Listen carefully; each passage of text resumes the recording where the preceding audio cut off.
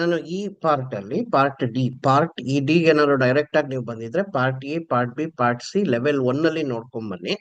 ನಾನು just 4 hours ಅಲ್ಲಿ ನಿಮ್ಗೊಂದು ಸಿ ಪ್ರೋಗ್ರಾಮಿಂಗ್ ಕಂಪ್ಲೀಟ್ ಹೋಲ್ಡ್ ಸಿಗ್ಬೇಕು ಅಂತ ಇಲ್ಲಿ ನಾನು ಪ್ರಯತ್ನ ಪಡ್ತಾ ಇದ್ದೀನಿ. ಈಗ ನಾವು ಪಾರ್ಟ್ ಸಿಲಿ ಒಂದು ಸಿಂಪಲ್ ಪ್ರೋಗ್ರಾಮ್ ನೋಡಿದ್ವಿ ಅಲ್ವಾ? ಸೊ ನಾವು ಹೆಂಗ್ ಕ್ಯಾಲ್ಕುಲೇಟ್ ಮಾಡಬೇಕು, area of triangle half into base into height ನೋಡಿದ್ವಿ ನಾವು. ಸೊ ಪ್ರೀವಿಯಸ್ ಇದರಲ್ಲಿ ನಾವು half into base into H ಈ ಪ್ರೋಗ್ರಾಮ್ ಅನ್ನು ನಾನು ಎಕ್ಸ್ಪ್ಲೈನ್ ಮಾಡಿದ್ದೆ. ಈಗ ನೆಕ್ಸ್ಟ್ ನೋಡೋಣ ಏರಿಯಾ ಆಫ್ ಸರ್ಕಲ್. ನಾನು ಏನ್ ಮಾಡ್ತೀನಿ, ಇಲ್ಲಿ ನಿಮಗೆ ಎಕ್ಸ್ಪ್ಲೈನ್ ಮಾಡೋದಕ್ಕಿಂತ ನಾನು ಟೈಪ್ ಮಾಡಿ ಎಕ್ಸ್ಪ್ಲೈನ್ ಮಾಡ್ತೀನಿ, ಅವಾಗ ನಿಮ್ಗೆ ಸಿಂಪಲ್ ಆಗಿ ಅರ್ಥ ಆಗುತ್ತೆ. ಏರಿಯಾ ಆಫ್ ಸರ್ಕಲ್, ಹೆಂಗೆ ಇದು ಮಾಡೋದು? ಆನ್ಲೈನ್ GDB ಓಪನ್ ಮಾಡ್ಕೊಳ್ಳಿ. ಸೊ ಆನ್ಲೈನ್ GDB ನಿಮಗೆ ಯಾಕೆ ಆನ್ಲೈನ್ GDB ಹೇಳ್ತಾ ಇದ್ದೀನಿ ನಾನು ಅಂದ್ರೆ, ನೀವೇನೋ ಇನ್ಸ್ಟಾಲ್ ಮಾಡ್ಕೊಳ್ಳೋದು ಬೇಕಿಲ್ಲ. ಅಕಸ್ಮಾತ್ ನಿಮ್ಮ ಹತ್ರ ಒಂದು ಪಕ್ಷ ಮೊಬೈಲ್ ಇಲ್ಲ ಆದ್ರೂ, ನಿಮ್ಮ ಹತ್ರ ಲ್ಯಾಪ್ಟಾಪ್ ಇಲ್ಲ, ಅವಾಗ ನೀವು ಮೊಬೈಲ್ ಅಲ್ಲೇ ಸಹ ವರ್ಕ್ ಮಾಡ್ಬೋದು. ಹಾಗಾಗಿ ಇಲ್ಲಿ ನೋಡಿ, ಇಲ್ಲಿ ನಾನು ಜಸ್ಟ್ ಕ್ಲೋಸ್ ಆಡ್ ಮಾಡಿ ಇಲ್ಲಿ ಸಿ ಅಂತ ಸೆಲೆಕ್ಟ್ ಮಾಡ್ಕೊಳ್ಳಿ. ಇವಾಗ ಸಿ ಲ್ಯಾಂಗ್ವೇಜ್ ಅಂತ ಸೆಲೆಕ್ಟ್ ಮಾಡ್ಕೊಂಡ್ಮೇಲೆ ಜಸ್ಟ್ ಇದು ಏನಿದೆ ಅದೆಲ್ಲ ಓದಕ್ ಹೋಗ್ಬಿಡಿ ಪಾಪ, ಅದು ಡಿಲೀಟ್ ಮಾಡ್ಬಿಡಿ. ಅದನ್ನ ಡಿಲೀಟ್ ಮಾಡ್ಬಿಟ್ಟು ಈಗ ಇಲ್ಲಿ ನಾನು ಟೈಪ್ ಮಾಡಬೇಕು. ಸಿ ಹೆಂಗೆ ಇವಾಗ ಏನು ನಾವು ನೋಡ್ಬೇಕಾಗಿರೋದು, area of circle. Area of ಸರ್ಕಲ್ಗೆ ನಿಮ್ಗೆಲ್ರಿಗೂ ಗೊತ್ತು. ಏರಿಯಾ ಆಫ್ ಸರ್ಕಲ್ಗೆ ಏನ್ formula? Area of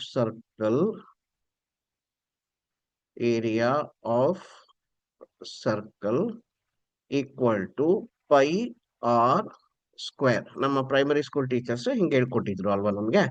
pi r square. Pi ಅನ್ನೋದನ್ನ ನಾನು 3.1412 ಅಂತ ಹೇಳ್ತೀನಿ. ಆರ್ ಸ್ಕ್ವೇರ್ ಅನ್ನ ಇಲ್ಲಿ ಪೈ ಆರ್ ಸ್ಕ್ವೇರ್ ಅಂದ್ರೆ ಪೈ ಇಂಟು ಆರ್ ಅಲ್ವಾ? ಸೊ ಇಂಟು ಅನ್ನೋದು ಹೆಂಗ್ ಬರಿತೀವಿ? ಸ್ಟಾರ್ ಆರ್ ಇಂಟು ಆರ್ ಅಂತ ಹೇಳ್ತೀನಿ. ಅಂದ್ರೆ ನನಗೆ ಇವಾಗ ಎಷ್ಟು ಬಾಕ್ಸ್ ಬೇಕು ಅಂತ ಗೊತ್ತಾಯ್ತು. ಒಂದು ರೇಡಿಯಸ್ ಸ್ಟೋರ್ ಮಾಡಕ್ಕೆ ಒಂದು ಬಾಕ್ಸ್ ಬೇಕು, ಇನ್ನೊಂದು ಏರಿಯಾ ಸ್ಟೋರ್ ಮಾಡಕ್ಕೆ, ಏರಿಯಾ ಆಫ್ ಸರ್ಕಲ್ ನ ಸ್ಟೋರ್ ಮಾಡಕ್ಕೆ ಒಂದು ಬಾಕ್ಸ್ ಬೇಕು. ಅಂದ್ರೆ 2 ಬಾಕ್ಸ್ ಬೇಕು ನಮಗೆ, ಕರೆಕ್ಟಾ? ಈ 2 ಬಾಕ್ಸ್ ಅಲ್ಲಿ ಯಾವ ತರ ಫ್ಲೋಟಿಂಗ್ ಪಾಯಿಂಟ್ ನಂಬರ್ಸ್ ಅನ್ನ ಹಾಕ್ತಿವಿ ನಾವು. So very simple. So first ನಿಮಗೆ ಗೊತ್ತು ಯಾವ ಸ್ಟೇಟ್ಮೆಂಟ್ ಇರಬೇಕು ಅಂತ. Hash include stdio.h. Void main ಆದ್ರೂ ತಗೊಳ್ಳಿ, ಇಂಟ್ ಮೇನ್ ಆದ್ರೂ ತಗೊಳ್ಳಿ. ಇಂಟ್ ಮೇನ್ ತಗೊಂಡ್ರೆ ರಿಟರ್ನ್ 0 ಬರಬೇಕು. ಇಲ್ಲಿ ಇಂಟ್ ಅಂತಾನೆ ತಗೊಂತೀನಿ ನಾನು. ಸಾಮಾನ್ಯವಾಗಿ ಕಾಲೇಜಲ್ಲಿ ಇಂಟ್ ತಗೊಳ್ಳೋದ್ರಿಂದ ನಾನು ಇಂಟ್ ತಗೊಂತೀನಿ. ನೆಕ್ಸ್ಟ್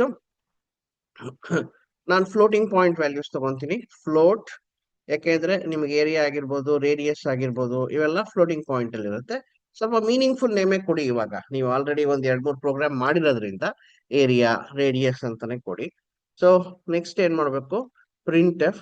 ಏನೇನ್ ಅಕ್ಸೆಪ್ಟ್ ಮಾಡ್ಕೊಬೇಕು? ಏರಿಯಾ ಅಕ್ಸೆಪ್ಟ್ ಮಾಡಬಾರ್ದು, ರೇಡಿಯಸ್ ಅಕ್ಸೆಪ್ಟ್ ಮಾಡ್ಕೊಂಡು ಏರಿಯಾ ಕ್ಯಾಲ್ಕುಲೇಟ್ ಮಾಡ್ಬೇಕು. ಎಂಟರ್ ಏರಿಯಾ ಆಫ್ ಟ್ರಯಾಂಗಲ್ ಅಂತ ಕೇಳ್ಬೇಡಿ. So enter radius of circle, enter radius of circle ಅಂತ ಹೇಳ್ತೀನಿ. ಇಲ್ಲಿ /n ಕೊಡ್ತೀನಿ, ಇಲ್ಲಿ ಸೆಮಿಕೋಲನ್. ಏನಾಗುತ್ತೆ? Scan f. ಹೆಂಗ್ ಅಕ್ಸೆಪ್ಟ್ ಮಾಡ್ಕೊಳ್ಳೋದು? %f ಆಂಪರ್ಸೆಂಟ್ ರೇಡಿಯಸ್ ಅಂತ ಹೇಳ್ತೀನಿ. ನೆಕ್ಸ್ಟ್ ಈಗ ಕ್ಯಾಲ್ಕುಲೇಟ್ ಮಾಡೋದು ಹೆಂಗೆ? Area equal to 3.1412 into r ಅಂತ ಹೇಳ್ತೀನಿ. ಸೊ ಈಗ ನಾನು ಪ್ರಿಂಟ್ ಮಾಡಬೇಕು. Print f. So area of circle. Sir ಈ ತರನೇ ಕೊಡ್ಬೇಕಾ ರೂಲಾ? ಇಲ್ಲ, ಜಸ್ಟ್ ಏರಿಯಾ ಅಂತ ಕೊಟ್ಟರು ಆಗುತ್ತೆ, ಬಟ್ ಸ್ವಲ್ಪ ನೀಟಾಗಿ ಏರಿಯಾ ಆಫ್ ಸರ್ಕಲ್ ಅಂತ ಕೊಟ್ರೆ ಗೊತ್ತಾಗುತ್ತೆ ಇದು ಯಾವ್ದು ಏರಿಯಾ ಅಂತ. ಸೊ %f, ಏರಿಯಾ ಅಂತ ಹೇಳ್ತೀನಿ. ಸೊ ಇಂಟ್ ಕೊಟ್ಟಿರೋದ್ರಿಂದ ರಿಟರ್ನ್ 0 ಅಂತ ಹೇಳಿದೆ. ಈಗ ನಾನು ರನ್ ಮಾಡ್ತೀನಿ. ಈಗ ರನ್ ಮಾಡಿದಾಗ ನೋಡಿ, ಇಲ್ಲಿ ಏನೋ ಮಿಸ್ಟೇಕ್ ಮಾಡಿದ್ದೀನಿ. ಏನ್ ಮಿಸ್ಟೇಕ್ ಮಾಡಿದ್ದೀನಿ?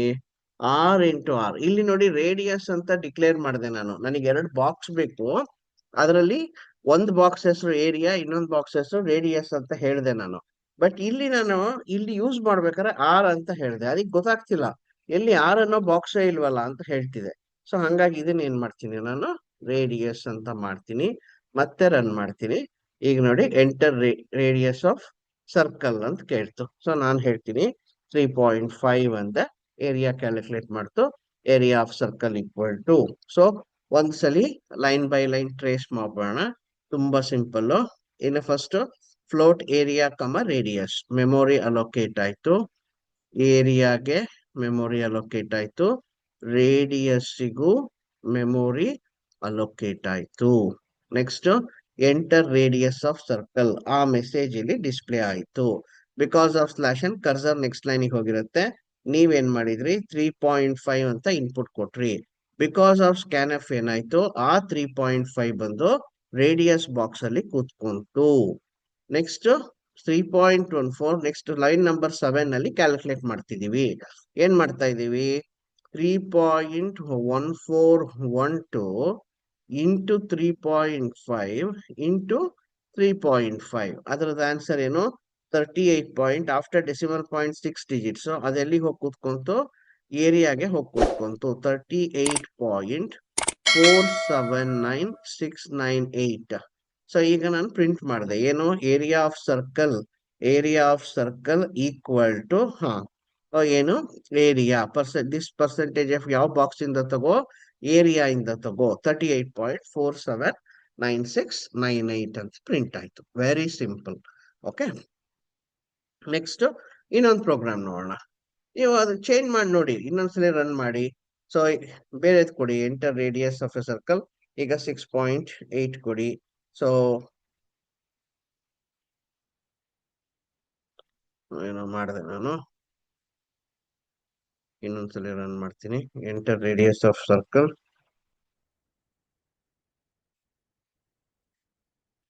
ಯಾಕೆ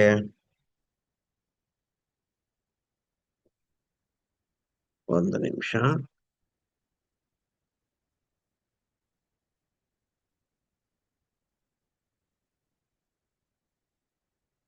ಒಂದೊಂದ್ಸಲಿ ಈ ತರ ಏನಾದ್ರು ಪ್ರಾಬ್ಲಮ್ ಸ್ಟ್ರಕ್ ಆಯ್ತು ಅಂದ್ರೆ ಒಂದ್ಸಲಿ ಕ್ಲೋಸ್ ಮಾಡಿ ಓಪನ್ ಮಾಡಿ ವರ್ಕ್ ಆಗತ್ತೆ ಅಷ್ಟೇನೆ. ಆಯ್ತಾ, enter radius of circle.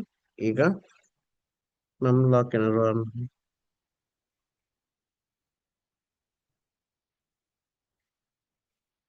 So ಏನ್ ಮಾಡಿ, ಈ ತರ ಏನಾದ್ರು ಪ್ರಾಬ್ಲಮ್ ಆಯ್ತು ಅಂದ್ರೆ ಜಸ್ಟ್ ಪ್ರೋಗ್ರಾಮ್ ಕಾಪಿ ಮಾಡ್ಕೊಳ್ಳಿ.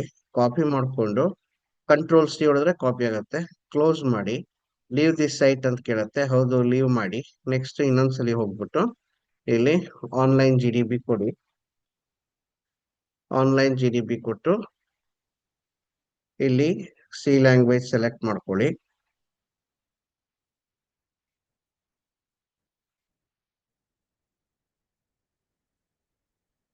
ಸಿ ಲ್ಯಾಂಗ್ವೇಜ್ ಸೆಲೆಕ್ಟ್ ಮಾಡ್ಕೊಳ್ಳಿ, ಕ್ಲೋಸ್ ಮಾಡಿ. ಆಡು ಇಲ್ಲಿಗೆ ಬನ್ನಿ, ಇದನ್ನ ಡಿಲೀಟ್ ಮಾಡ್ಬಿಟ್ಟು ಪೇಸ್ಟ್ ಮಾಡಿ ರನ್ ಮಾಡಿ.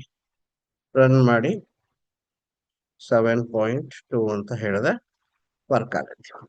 ಆಯ್ತಾ, ಆತರ ಏನಾದ್ರು ಆದ್ರೆ ಒಂದು ಪಕ್ಷ ಪರಿಸ್ಥಿತಿ ಆತರ ಆಯ್ತು ಅಂದ್ರೆ, ರೆಸ್ಪಾಂಡ್ ಮಾಡ್ತಾ ಇಲ್ಲ ಅಂದ್ರೆ ಆನ್ಲೈನ್ GDB ಅಷ್ಟೇನೆ, ಗಾಬರಿ ಮಾಡ್ಕೊಳ್ಳೋದ್ ಬೇಕಿಲ್ಲ. ಬ್ಲಡ್ ಪ್ರೆಷರ್ ಜಾಸ್ತಿ ಮಾಡ್ಕೊಳ್ಳೋ ಅವಶ್ಯಕತೆ ಇಲ್ಲ. Next area of circle. Next area of rectangle. ನಿಮಗೆ ಗೊತ್ತು, ಲೆಂತ್ ಇಂಟು ಬ್ರೆಡ್ತ್. ಕರೆಕ್ಟಾ, area of rectangle length into breadth. ಇದನ್ನು ನಾವು ಸೊ ಇಲ್ಲಿ ಆನ್ಲೈನ್ GDB ಟೈಪ್ ಮಾಡೋಣ, ಸೊ ದಟ್ ನಿಮಗೆ ಒಂದು ಕ್ಲಿಯರ್ ಐಡಿಯಾ ಸಿಗತ್ತೆ. ನಾವು ಫಸ್ಟ್ ನಿಮಗೆ ಫಾರ್ಮುಲಾ ಗೊತ್ತು, area of rectangle. Area of rectangle ಹೆಂಗ್ ವರ್ಕ್ ಆಗುತ್ತೆ, area of rectangle equal to length into breadth. ಕರೆಕ್ಟಾ, so L into B, length into bread. So ನಮಗೆ ಎಷ್ಟು ಬಾಕ್ಸ್ ಬೇಕು ಇವಾಗ, 3 ಬಾಕ್ಸ್ ಬೇಕು. ಲೆಂತ್ ಸ್ಟೋರ್ ಮಾಡ್ಕೊಳಕ್ ಒಂದ್ ಬೇಕು, ಬ್ರೆಡ್ತ್ ಸ್ಟೋರ್ ಮಾಡ್ಕೊಳಕ್ಕೆ ಒಂದ್ ಬಾಕ್ಸ್ ಬೇಕು, ಏರಿಯಾ ಆಫ್ ರೆಕ್ಟ್ಯಾಂಗಲ್ ಸ್ಟೋರ್ ಮಾಡಕ್ಕೆ ಒಂದ್ ಬಾಕ್ಸ್ ಬೇಕು. 3 ಬಾಕ್ಸಸ್ ಬೇಕು ನಮಗೆ. So very simple, hash include stdio.h int main. So float length comma breadth comma area. Now printf enter values for length and breadth. ಇಲ್ಲೆಲ್ಲ ನೀವು ಬೇರೆ ಬೇರೆ ಸ್ಟೇಟ್ಮೆಂಟ್ ಕೊಟ್ಟು ಎಂಟರ್ ವ್ಯಾಲ್ಯೂಸ್ ಫಾರ್ LNB ಅಂತ ಕೊಡಿ. ಏನಾಗುತ್ತೆ ನೋಡಿ, ನೀವು ಟ್ರಯಲ್ ಅಂಡ್ ಎರರ್ ಮಾಡಬೇಕು. ನೀವು ಟ್ರಯಲ್ ಅಂಡ್ ಎರರ್ ಮಾಡಿದ ತಕ್ಷಣ ನಿಮಗೆ ಈಸಿ ಆಗ್ತಾ ಹೋಗುತ್ತೆ. Enter values for length and breadth. ಈಗ ನಾನು ಕ್ಯಾಲ್ಕುಲೇಟ್ ಮಾಡಬೇಕು, area equal to length into breadth. ಕರೆಕ್ಟಾ, so next printf, so area of rectangle equal to area percentage f ಇಲ್ಲಿ ಕಮ ಕೊಟ್ಬಿಟ್ಟು ಏರಿಯಾ ಅಂತ ಕೊಡಿ. ನೀವು ಸಾಮಾನ್ಯವಾಗಿ ಇಲ್ಲೊಂದು ಸ್ಲಾಶ್ ಅನ್ನು ಕೊಡೋದು ಒಳ್ಳೇದು. ಯಾಕೆಂದ್ರೆ ಇದಾದ್ಮೇಲೆ ಲೈನ್ ನಂಬರ್ 7 ಆದ್ಮೇಲೆ ಏನಾದ್ರು ನೀವು ಪ್ರಿಂಟ್ ಎಫ್ ಕೊಟ್ರೆ ಅದು ನೆಕ್ಸ್ಟ್ ಲೈನಿಗೆ ಬರುತ್ತೆ. ಹಂಗಾಗಿ it's A good programming practice. Return 0 ಅಂತ ಹೇಳ್ತೀನಿ. ಈಗ ರನ್ ಆಗತ್ತ ನೋಡ್ಬೋಣ. ರನ್ ಆದ್ರೆ ಟ್ರೇಸ್ ಮಾಡೋಣ. Okay, so enter values for length and breadth ಅದೇ ಏನೇನೋ ತಗೊಂಡ್ಬಿಡ್ತು. ಏನಿಗೆ ತಗೊಂತು ಅಂದ್ರೆ ನಾನು ಅಕ್ಸೆಪ್ಟೇ ಮಾಡ್ಕೊಂಡಿಲ್ಲ, ಸ್ಕ್ಯಾನ್ ಎಫ್ ಕೊಟ್ಟೇ ಇಲ್ಲ. ಹೌದಾ, ಏನ್ ಮಾಡ್ಬೇಕು ಇಲ್ಲಿ? Scan F percentage F. So ನಾನು ಏನು ಕೊಡ್ಲಿಲ್ಲ ಅಂದ್ರೆ ಜಂಕ್ ವ್ಯಾಲ್ಯೂ ಅಥವಾ ಗಾರ್ಬೇಜ್ ವ್ಯಾಲ್ಯೂ ಅಂತ ಇರುತ್ತೆ ಅದರಲ್ಲಿ. ಹಂಗಾಗಿ ಅದನ್ನ ಕ್ಯಾಲ್ಕುಲೇಷನ್ ಮಾಡಿ ಅದೇನೋ ವ್ಯಾಲ್ಯೂ ಕೊಡ್ತು. ಸೊ ನೀವು ಇವಾಗ್ಲೇ ತಲೆ ಕೆಡಿಸ್ಕೊಂಬೇಡಿ, ಗಾರ್ಬೇಜ್ ವ್ಯಾಲ್ಯೂ ಅಂದ್ರೆ ಏನು ಸರ್, ಈಗ ತಲೆ ಕೆಡಿಸ್ಕೊಂಬೇಡಿ. Percentage of ampersand length ampersand breadth. Okay, so ಈಗ ರನ್ ಮಾಡೋಣ. ನೋಡಿ, enter values for length and breadth. ನಾನೇನ್ ಮಾಡ್ತೀನಿ, 3.5 ಕೊಟ್ಟೆ, 4.2 ಕೊಟ್ಟೆ. ಸೊ ಏರಿಯಾ ಆಫ್ ರೆಕ್ಟ್ಯಾಂಗಲ್ ಬಂತು. ಸೊ ಹೆಂಗ್ ವರ್ಕ್ ಆಗುತ್ತೆ ಟ್ರೇಸ್ ಮಾಡೋಣ. ಲೈನ್ ನಂಬರ್ 4 1 2 3 ತಲೆ ಕೆಡಿಸ್ಕೊಬಾರ್ದು. ಲೈನ್ ನಂಬರ್ 10 ಲೈನ್ ನಂಬರ್ 9 ತಲೆ ಕೆಡಿಸ್ಕೊಬಾರ್ದು. Float length breadth area. Memory allocate ಆಯ್ತು. ಏನು? ಲೆಂತ್ಗೆ ಮೆಮೊರಿ ಅಲೋಕೇಟ್ ಆಯ್ತು, ಬ್ರೆಡ್ತ್ಗೆ ಓಕೆ, ಸೊ ಬ್ರೆಡ್ತ್ಗೆ ಮೆಮೊರಿ ಅಲೋಕೇಟ್ ಆಯ್ತು. ನೆಕ್ಸ್ಟ್ ಏರಿಯಾಗೆ ಮೆಮೊರಿ ಅಲೋಕೇಟ್ ಆಯ್ತು. ನೆಕ್ಸ್ಟ್ ಲೈನ್ ನಂಬರ್ 5 ಏನಾಯ್ತು, ಇಲ್ಲಿ ಡಿಸ್ಪ್ಲೇ ಆಯ್ತು. Enter values for length and breadth. Slash n ಇರೋದ್ರಿಂದ ಕರ್ಸರ್ ನೆಕ್ಸ್ಟ್ ಲೈನಿಗೆ ಹೋಯ್ತು. ನೆಕ್ಸ್ಟ್ ಏನ್ ಮಾಡಿದ್ರಿ ನೀವು? ಎರಡು ವ್ಯಾಲ್ಯೂಸ್ ಕೊಟ್ರಿ, 3.5 4.2 ಅಂತ ಕೊಟ್ರಿ. 3.5 ಎಲ್ಲಿಗೆ ಹೋಯ್ತು? ಲೆಂತ್ಗೆ ಹೋಯ್ತು. 4.2 ಎಲ್ಲಿಗೆ ಬಂತು? ಬ್ರೆಡ್ತ್ಗೆ ಬಂತು. ನೆಕ್ಸ್ಟ್ ಏನ್ ಮಾಡಿದ್ರಿ? ಲೆಂತ್ ಇಂಟು ಬ್ರೆಡ್ತ್ ಕ್ಯಾಲ್ಕುಲೇಟ್ ಮಾಡಿದ್ರೆ ಏನ್ ಆನ್ಸರ್ ಬರುತ್ತೆ ಅದು ಏರಿಯಾಗ ಹೋಯ್ತು. ಏರಿಯಾಗ ಏನ್ ಹೋಯ್ತು? 14.6999. ಆಫ್ಟರ್ ಡೆಸಿಮಲ್ ಪಾಯಿಂಟ್ ಎಷ್ಟು ಡಿಜಿಟ್ ಬರಬೇಕು? 6 ಡಿಜಿಟ್. ಸೊ 6 ಡಿಜಿಟ್ ಬಂತು. So print f, so area of rectangle ಇಲ್ಲಿ ಏನ್ equal to this percentage of corresponds to area box ಅಲ್ಲಿ ಏನಿದೆ ಅದು ಪ್ರಿಂಟ್ ಆಗುತ್ತೆ. Very simple. ಇನ್ನೊಂದ್ಸಲಿ ರನ್ ಮಾಡಿದಾಗ enter values of length and breadth, ಬೇರೆ ವ್ಯಾಲ್ಯೂಸ್ ಕೊಡಿ ಇವಾಗ. ಇದು ಯಾಕೋ ಪ್ರತಿ ಸಲಿನೂ ಈ ಪ್ರಾಬ್ಲಮ್ ಆಗ್ತಾ ಇದೆ. ಸೊ ಯಾಕೆ ಪ್ರತಿ ಸಲಿನೂ ಈ ಪ್ರಾಬ್ಲಮ್ ಆಗ್ತಿದೆ? ಕೆಲವು ಸಲ ದೇವರಿಗೂ ನಾನು ಪಾಠ ಮಾಡೋದು ಇಷ್ಟ ಆಗಲ್ಲ. ಅವಾಗ ಇಂಥ ಸಮಸ್ಯೆಗಳು ದೇವರು ತಗೊಂಬಂದು ಕೊಡ್ತಾರೆ. ಇರ್ಲಿ, ಹಂಗೆ ಅಂತ ಪ್ರಯತ್ನ ಬಿಡಬಾರದು ಅಲ್ವಾ? ಕ್ಲೋಸ್ ಮಾಡಿ, ಲೀವ್ ದಿಸ್ ಸೈಟ್ ಕೊಡಿ. ಸೊ ಮತ್ತಿನ್ನೊಂದ್ಸಲಿ ಓಪನ್ ಮಾಡಿ. ಇದು ಯಾವಾಗ್ಲೂ ಆಗಲ್ಲ, ಆಯ್ತಾ? ಸೊ ನೀವು ಹಂಗಾಗಿ ಅದನ್ನ ತಲೆ ಕೆಡಿಸ್ಕೊಳ್ಳೋದು ಬೇಕಿಲ್ಲ. ಸರ್ ಏನ್ ಸರ್ ಆನ್ಲೈನ್ GDBನೇ ಸರಿ ಇಲ್ವಾ ಸರ್ ಅಂತ ಒಂದೇ ಸಲಕ್ಕೆ ಕನ್ಕ್ಲೂಷನ್ಗೆ ಬಂದ್ಬಿಡ್ಬಿಡಿ. ಸೊ ಆನ್ಲೈನ್ GDB ಕರೆಕ್ಟ್ ಆಗಿದೆ. ಏನೋ ಇವಾಗ ಅಟ್ಲೀಸ್ಟ್ ನಂದು ಬೇರೆ ಬೇರೆ ಅಪ್ಲಿಕೇಶನ್ಸ್ ರನ್ ಆಗ್ತಿರ್ಬೋದು ಬ್ಯಾಕ್ ಗ್ರೌಂಡ್ ಅಲ್ಲಿ, ಅದರಿಂದ ಏನಾದ್ರು ಸ್ಲೋ ಆಗಿರೋ ಚಾನ್ಸಸ್ ಇರುತ್ತೆ. ಹಂಗಾಗಿ ಅದಕ್ಕೆಲ್ಲ ತಲೆ ಕೆಡಿಸ್ಕೊಂಬೇಡಿ. ನೀವು ರನ್ ಮಾಡಿ ನೋಡಿ, ಈಗ ನೀಟಾಗಿ ವರ್ಕ್ ಆಗ್ಬೇಕು. ಕೆಲವು ಸಲ ಸರ್ವರ್ ಸ್ಲೋ ಇದ್ದು ತುಂಬಾ ಜನ ಯೂಸ್ ಮಾಡ್ತಾ ಇದ್ರು, ಈ ಸಮಸ್ಯೆ ಆಗತ್ತೆ. ಈಗ ನಾನು ರೆಕಾರ್ಡಿಂಗ್ ಮಾಡ್ತಾ ಇರೋದು ಮಾರ್ನಿಂಗು, ಈ ತರ ಇರಬಾರ್ದು ಸಾಮಾನ್ಯವಾಗಿ. ಬಟ್ ಕೆಲವು ಸಲ ಏನು ಮಾಡಕ್ಕಾಗಲ್ಲ, ಹೇಳಕ್ಕಾಗಲ್ಲ ಇದು. Okay, enter values of. So ನಾನು ಏನೋ ಪ್ರಾಬ್ಲಮ್ ಆಗಿದೆ ಸರ್ವರ್ ಬಿಡಿ. ನಿಮಗೆ ಗೊತ್ತಲ್ಲ, ಇವಾಗ ಆಲ್ರೆಡಿ ನಾನು ಟೈಪ್ ಮಾಡಿದ್ದೀನಿ. ಹಂಗಾಗಿ ನಿಮಗೆ ಗೊತ್ತಿದೆ ಇದು ಯಾವ ರೀತಿ ವರ್ಕ್ ಮಾಡೋದು ಅಂತ. ಸೊ ಇದು ಏರಿಯಾ ಆಫ್ ರೆಕ್ಟ್ಯಾಂಗಲ್ ಆಯ್ತು. ಸೊ ನೆಕ್ಸ್ಟ್ ವಿಡಿಯೋದಲ್ಲಿ ನಾನೇನ್ ಮಾಡ್ತೀನಿ, ಇನ್ನೊಂದ್ ಸ್ವಲ್ಪ ಪ್ರೋಗ್ರಾಮ್ಸ್ ಅನ್ನ ನಿಮಗೆ ಎಕ್ಸ್ಪ್ಲೈನ್ ಮಾಡ್ತೀನಿ. ಅವಾಗ ನಿಮ್ಗೆ ಕರೆಕ್ಟ್ ಆಗಿ ಐಡಿಯಾ ಸಿಗತ್ತೆ. Okay, thank you.